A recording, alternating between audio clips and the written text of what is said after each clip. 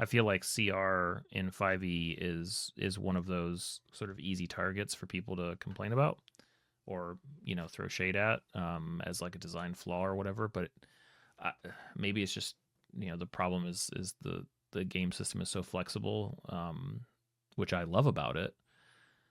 And how on earth could there be a number to represent difficulty of anything in 5e? That just doesn't make any sense. It doesn't track, right? You've got everything at the table is sitting at a single point, but the graph is pointing infinitely out. Everything has, like, I guess there's a technical ceiling. I can only have so many goblins on the table, but it's a lot, right? Well, and then I can just start grouping them together and say each one of those goblins represents 100. Like, I mean, obviously that's an absurd example, but magic items and abilities and player skill and DM ruthlessness and what the creatures can do and how many there are and custom rules and misunderstandings of the rules and oh, that guy forgot that he didn't have any spells today. Like, how on earth does that boil down to like, oh, that's a 5? Like, that's just such a silly thing.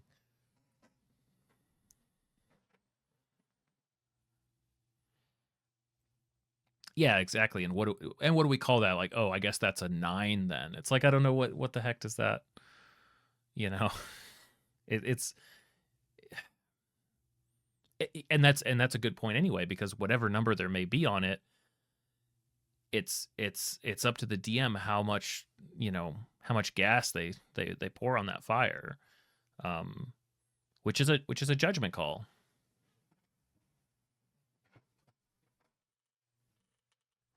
Yeah, I mean there's little reason for them to, right?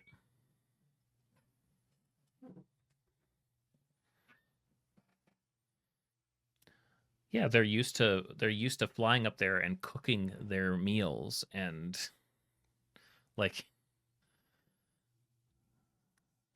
yeah,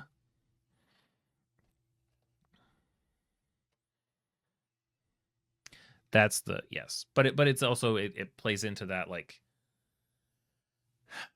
you know, tactical, optimal, strategic, like whatever. It's like we're all like I said, that's why it's great for it's great when players sort of bite the same bullet that I think great DMs do, or DMs who are looking beyond the tactical I'm going to beat you guys type of thing, which is always kind of silly and cringy, right? Cuz it's like DM win on what metric? Okay, if it's just defeating them, oh look, the tidal wave, the continent's gone. Like, oh, I win. Like, was that fun?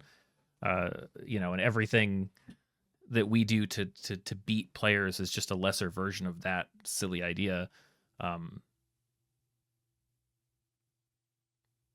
so the bullet we bite is we're going to play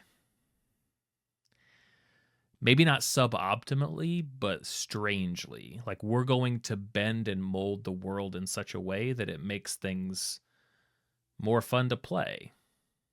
Because realism, and I mean, I guess some people like games like that, but generally speaking, realism is going to be very much fun on an hour by hour basis.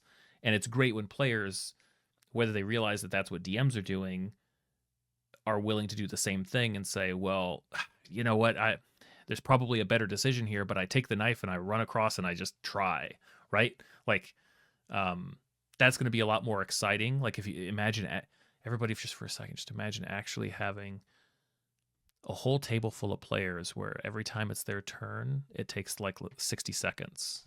And I know we can enforce it. I know we can mechanically, yeah, sure. But just in general, like, what if you didn't even have to? What if you had it came around and it was just like, oh yeah, I do this, great, and then I do this. Like, imagine trying to keep up with the players going around person to person because they're just in it, taking their decision, acting. They're like, wait, I only have 6 seconds, right? Yeah, I can't overthink this.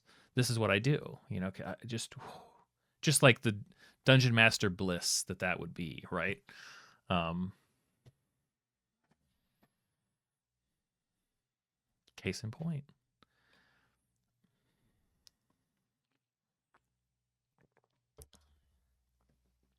Matisse, how do you look at players Most likely walking into their deaths. How do I look at how do you look at players? So like how do I think about that?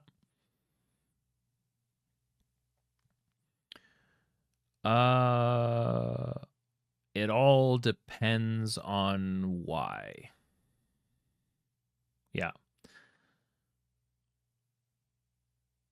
Uh-huh.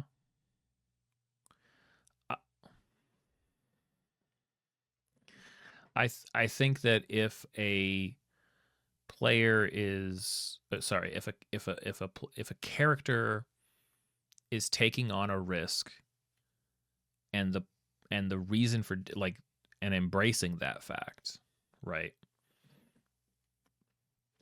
I could never do any like yep, then we'll see. Like we'll all find out together whether this is the time that they bite it, right? Because otherwise it's not going to count if they're walking into their deaths because I screwed something up or like misestimated some challenge or something like, you know, there are some fights that I'm like, this is not supposed to be like a party wipe, and if it is, then I screwed something up pretty bad.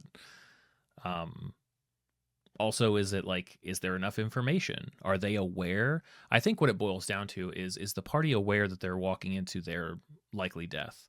And the less they're knowledgeable of that, the more I feel like it's my fault, and the more that I'm going to try to adjust something to account for that. Um, and that just comes down to a vibe check. And if the players are aware, but they're comfortable with their characters making that decision or whatever, then like, cool, I'll roll with it. But if it comes to a point where I'm like, I don't think they understood what the NPC was doing there, or like what that meant, like they just kind of missed this piece. I did a bad job communicating it, and now they're going in and they don't realize that it's 3 dragons and not one, even though I intended for that to be clear. Um, then that's on me, and I'll try to account for that somehow, usually by just talking about it. But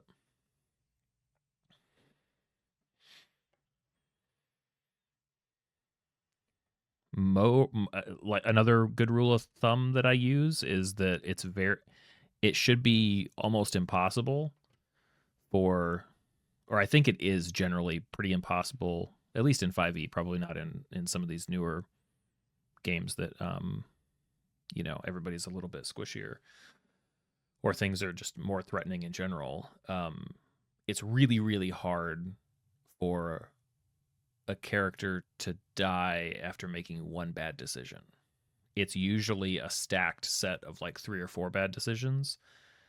And that's why generally I'm okay when like characters, or if a bunch, die, is because like I'm trying to think back, the last like gosh, like 3 or 4 character deaths I've seen in a party, it's because players didn't take it seriously when they went down. Like every time. And I don't feel bad about that at all. Like I feel bad for the player, for the character. Um but like that's what happens, right? People think that 3 death saves, okay, well they'll probably save a couple times, maybe they'll fail once. I've got like 4 rounds.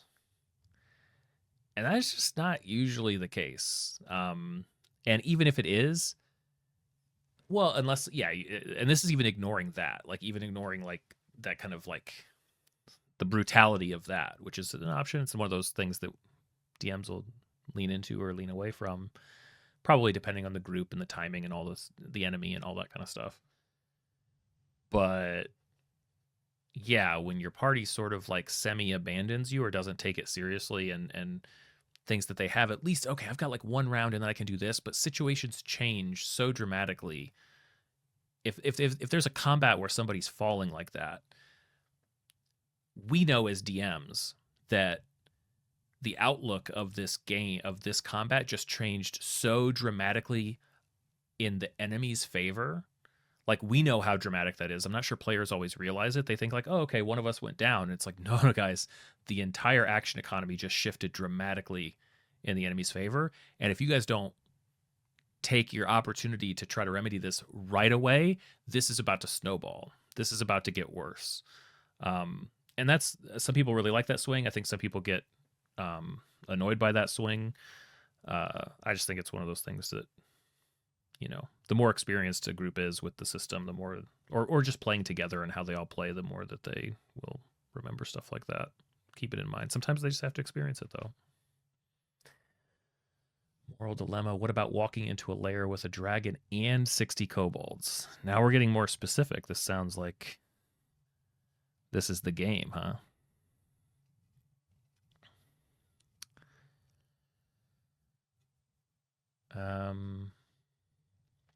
What about? What about in what sense? Like, I kind of go back to my earlier statements. It sounds like they probably know the risk. Wall of fire. I don't know how much they have access to stuff like that. Hey, Simtar. Probably not at third level, yeah. Yeah, it's a tricky thing.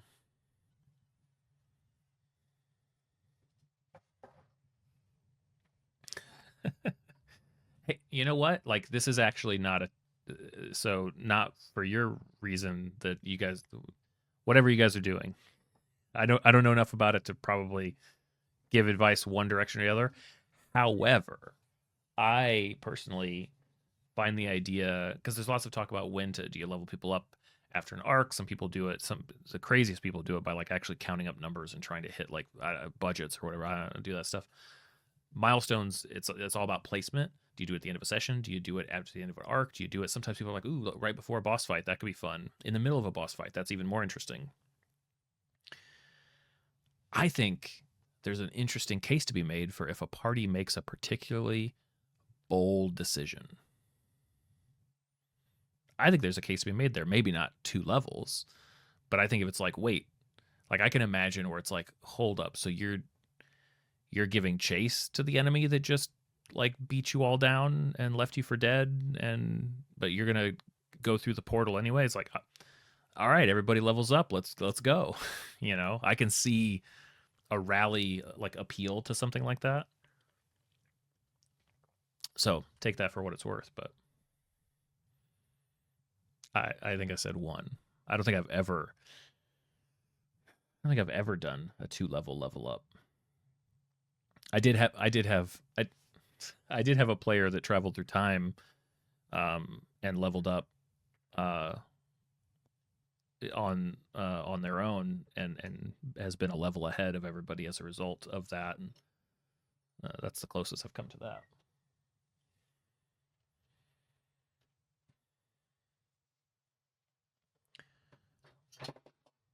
See ya.